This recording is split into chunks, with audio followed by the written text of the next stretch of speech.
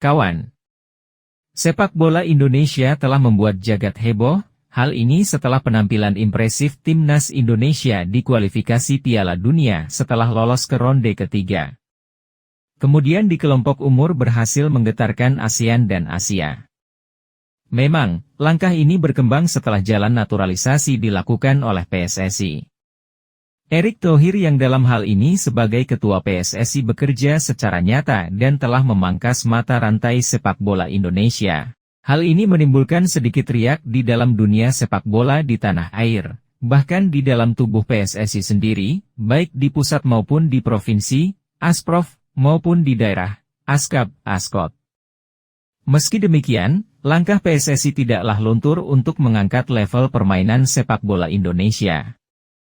Dan sampai saat ini hasil kerja keras itu telah membuahkan hasil nyata.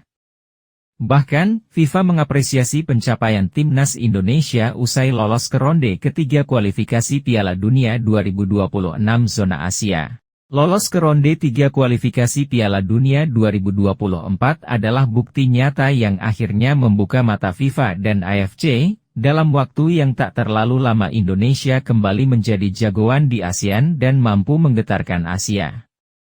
Program FIFA untuk menambah peserta Piala Dunia jadi 48 tim membuka kesempatan baru bagi banyak negara. Salah satu negara yang berhasil memanfaatkan peluang tersebut adalah Indonesia. Timnas Indonesia sukses ke ronde ketiga usai lolos sebagai peringkat kedua grup F ronde kedua. Timnas Indonesia lolos dengan catatan 10 poin. Timnas Indonesia bakal satu grup dengan Jepang, Australia, Arab Saudi, Bahrain, dan Cina. Hanya 2 tim teratas yang bakal lolos ke putaran final Piala Dunia 2026. Sementara tim peringkat ketiga dan keempat bakal lanjut ke ronde keempat. Ada 2 hal yang membuat timnas Indonesia berhasil mencapai prestasi baru tersebut.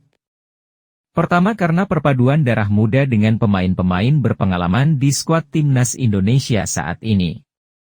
Para pemain muda yang jadi simbol perubahan timnas Indonesia saat ini adalah Rizky Ridho, Marcelino Ferdinand, dan Witan Sulaiman. Sementara 3 pemain berpengalaman yang jadi simbol timnas Indonesia saat ini adalah Sandy Walsh, Jordi Amat, dan Tom Haye. Namun, pihak Indonesia telah membuktikan bahwa mereka tidak terlalu peduli dengan apa yang ditulis di atas kertas, tulis laman resmi FIFA.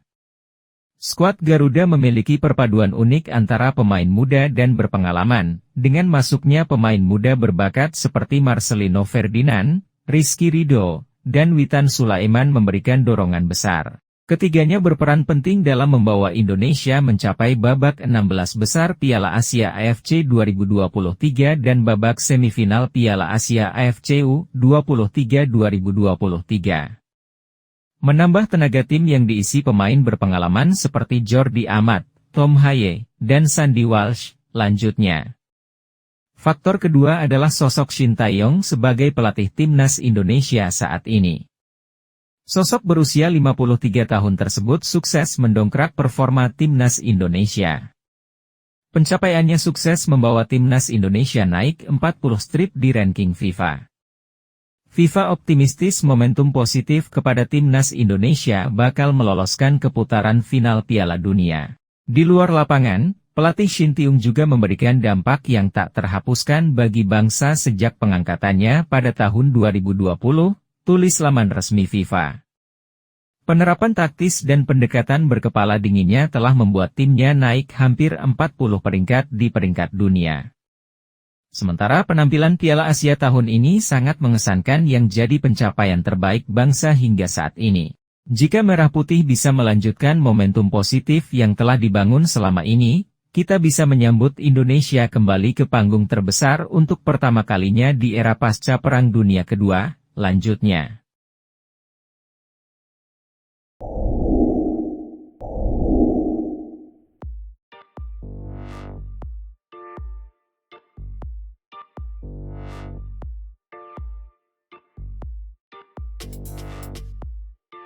Kim Pan-gon adalah seorang pelatih dari tim nasional Malaysia mengakui keberhasilan PSSI mengangkat level timnas Indonesia hingga menembus putaran ketiga kualifikasi Piala Dunia 2026. Kesuksesan timnas Indonesia di tangan Shin Tae-yong mengundang rasa cemburu dari kompatriotnya ini di Malaysia. Indonesia mampu menjadi satu-satunya negara Asia Tenggara yang lolos ke putaran ketiga kualifikasi Piala Dunia 2026. Di putaran kedua yang baru saja berakhir Juni lalu, trio Malaysia, Thailand, dan Vietnam hanya finish di peringkat 3 grup. Hasil itu membuat mereka terjerumus ke kualifikasi Piala Asia 2027 yang diikuti negara kelas 2 benua kuning. Media kenamaan Vietnam, Tan Hien mengatakan bahwa pelatih timnas Indonesia, Shin Tae-yong membawa pengaruh besar dalam skuad Garuda. Sejak tiba di Indonesia, Shin Tae-yong langsung melakukan peremajaan terhadap skuad timnas. Ia menyingkirkan pemain veteran yang tidak sesuai dengan gaya bermainnya dan perlahan menggantinya dengan pemain muda. Tindakan tersebut disebut dinilai berisiko meskipun langkah tersebut masuk akal untuk dilakukan seorang pelatih. Melihat gaya bermain tim Indonesia saat ini, baik Thailand maupun Vietnam dinilai akan sangat sulit mengalahkan Indonesia dalam waktu dekat. Oleh karena itu, tak aneh jika Indonesia menjadi bos baru di Piala ASEAN 2024, nama baru Piala AFF, akhir tahun ini, kata mereka. Pelatih nasional Jepang mengaku terheran-heran melihat timnas Indonesia bisa menumbangkan Korea Selatan di kejuaraan Asia U23. Menurutnya, Jepang saja pernah dikalahkan Korea Selatan di Piala Asia U23 dan timnas Indonesia justru dengan mudahnya menang dari Korsel. Seperti diketahui, timnas Indonesia menuai sorotan publik dunia usai melangkah ke semifinal Piala Asia U23 dengan cara heroik yakni menyingkirkan tim jagoan, Korea Selatan.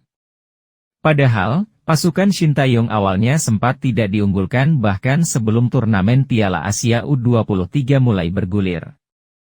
Akan tetapi, di laga-laga selanjutnya timnas Indonesia U23 tampil menggila dengan menumbangkan tim favorit juara yakni Australia, Yordania, dan Korea Selatan. Bagaimana pendapatmu kawan? Tulis di komentarnya. Demikian informasi seputar sepak bola Indonesia, semoga Anda menikmati. Salam sepak bola.